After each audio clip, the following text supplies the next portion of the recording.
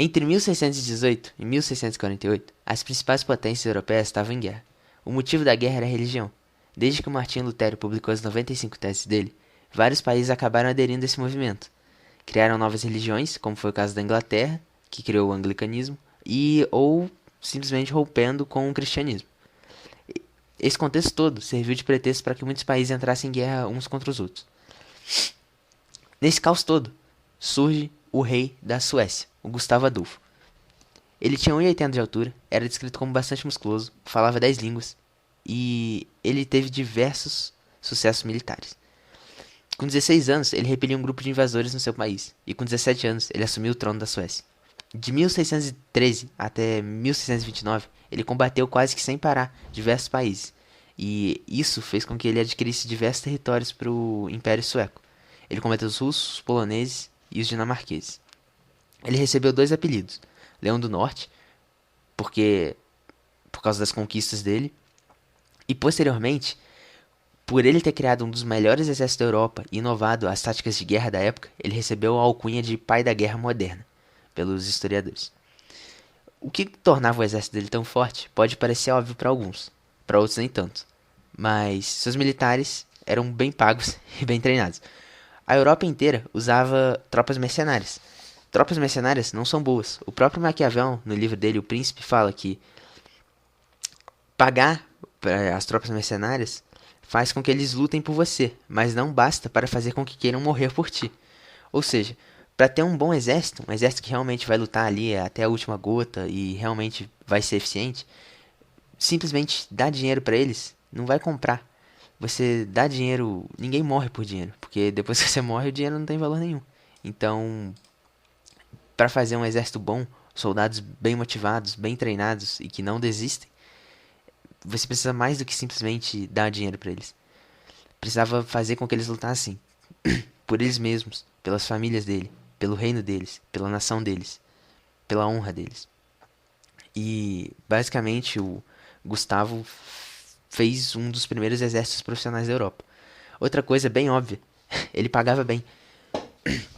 Então, como ele pagava bem, os soldados eles eram menos motivados, tinham uma motivação menor para saquear, para pilhar.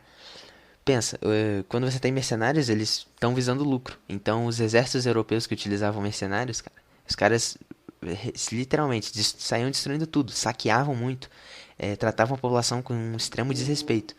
E o exército do Gustavo não. O exército sueco era visto como um dos mais humanizados, um dos menos maus da época. Justamente porque seus soldados eram, primeiro, que homens de família, que estavam lutando ali pela nação deles. Segundo, que eram bem pagos, não tinha por que eles saquearem.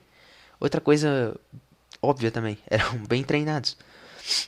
O que a gente tem que entender é que naquela época estava um período de transição entre a Guerra Antiga, que era aquela de espadas, escudos, cavalaria, e a Guerra Moderna, com o uso de canhões, com o uso de espingardas, com o uso de armas de fogo. Então, o que ele fez foi dar um treinamento básico que os soldados dele conseguiam recarregar as armas de fogo muito mais rápido do que os outros. Ou seja, basicamente, naquela época eram aquelas armas bem antigas, né? Aqueles mosquetões que você dava um tiro e tinha que parar e recarregar e fazer todo um processo para aquele fuzil voltar a funcionar e você poder disparar novamente. Ele treinou para que os soldados dele se tornassem muito mais eficientes, diminuíssem o tempo de recarga. Ou seja, mesmo se ele tivesse uma unidade militar menor lutando contra uma maior, o volume de fogo que ele conseguia mandar, o volume de chumbo que ele conseguia mandar nas fileiras inimigas era bem maior do que o volume que que as fileiras inimigas conseguiam mandar contra as tropas dele. Outra coisa que ele fez foi inovar, basicamente, a forma como a infantaria lutava. Então, naquela época, como eu disse, estava acabando de sair de luta de espada e escudo. Todas as unidades militares elas andavam bem juntinhas.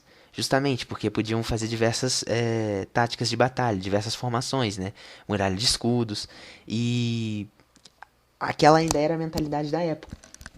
Só que é só você pensar num boliche. Se todos os pinos estiverem bem juntinhos e você joga a bola lá, vai cair tudo. Agora, se eles estiverem muito afastados um do outro, vai ser muito mais difícil uma bola derrubar todos. E basicamente foi isso que ele fez. Ele afastou as unidades de infantaria dele. Então os tiros de canhão, os tiros de arma de fogo não tinham tanto efeito nas tropas dele, porque elas estavam afastadas um do outro. Afastadas umas das outras. Enquanto que os exércitos inimigos que ele enfrentava não utilizavam essa técnica. Então ficava todo mundo juntinho ali. E quando ia um tiro de canhão, arregaçava todo mundo. Basicamente isso. Outra coisa que ele fez foi um negócio chamado de armas combinadas. O que são as armas, né? As armas, elas são basicamente a especialidade do campo de batalha que determinada unidade militar vai ter. Então é a especialidade que aquela unidade militar vai ter no campo de batalha. Ou seja, a gente tem, por exemplo, a infantaria, que é a de combate aproximado, de combate corpo a corpo. Aí eram, no começo, né, era um pessoal que lutava com espada, escudo, talvez uma lança. Posteriormente passou a ser aqueles soldados que utilizavam uma arma pessoal para atirar uns nos outros. Tem a cavalaria, que são as tropas montadas, tem a artilharia, que são os canhões. Tinha os arqueiros também, que eram aqueles que, né, o objetivo deles era lançar flecha pro outro lado, da artilharia fornecer apoio para a infantaria, da infantaria efetivamente combater o inimigo. E o da cavalaria ser uma tropa rápida, móvel e que consegue destroçar a infantaria muito facilmente. O que cada uma dessas unidades, antigamente, ela era comandada de maneira independente. Então, os arqueiros eram separados da infantaria. As unidades de infantaria eram separadas das unidades de cavalaria. E as unidades de cavalaria separadas das unidades de infantaria. O que o Gustavo Adolfo fez? Ele juntou. Então, armas combinadas. Ele juntou a infantaria com a infantaria com a cavalaria. Ou seja, todas as unidades dele tinham, meio que conseguiam fazer tudo. Mas vocês devem concordar, não é tão eficiente assim. Você tem uma unidade de infantaria que precisa às vezes andar por meio de matos ou por ambientes acidentados. Tem um canhão gigante que vai ter que carregar. Então o que ele fez? Ele diminuiu o tamanho dos canhões, ele diminuiu o tamanho das armas de artilharia que precisava carregar, tornaram elas menores. Então era uma artilharia leve que andava junto com a infantaria. O que isso permitiu? Que a infantaria dele não perdesse tanto em mobilidade, mas que ao mesmo tempo, independente do conflito que ela tivesse, da posição que ela tivesse, ela sempre tivesse uma artilharia para dar fogo de suporte. E aí quando você tem uma tropa de artilharia, uma tropa de infantaria para combater, e somado a isso, você ainda tem fogo de suporte, não importa qual seja a situação, cara, as possibilidades que você pode fazer no campo de batalha são aumentadas exponencialmente. Então tornava-se uma unidade militar muito mais letal, com muito mais oportunidades, com muito mais versatilidade do que uma unidade de infantaria tradicional, que só possuía soldados com armas comuns. Outra coisa que ele fez também, e que é muito interessante, foi uma tática de batalha chamada de caracol. Era um ataque de cavalaria que os cavaleiros usavam pistolas. Eles travavam as pistolas e iam correndo em direção aos inimigos. E daí, quando eles chegavam bem perto, eles disparavam a pistola, meio que tipo, quase a queima-roupa. Chegava a encostar. Tem relatos que as pistolas chegavam a encostar, realmente bem próximos. E depois eles saíam voltando, recarregavam e iam de novo. Aí eles descarregavam o equipamento, voltavam e atacavam, cara. Isso devia ser realmente uma técnica bem interessante ali que ele fez. Um novo uso da cavalaria, né? Tem um novo uso da cavalaria.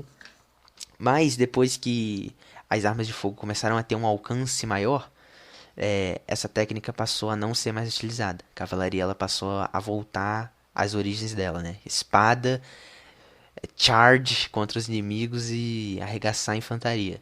Porque, pensa, né? As pistolas não tinham um alcance tão longo. Aí se você tem uma infantaria armada de fuzil, até os cavaleiros chegarem lá para descarregar queima-roupa as pistolas, eles já teriam sido praticamente dizimados pelos fogos de fuzil.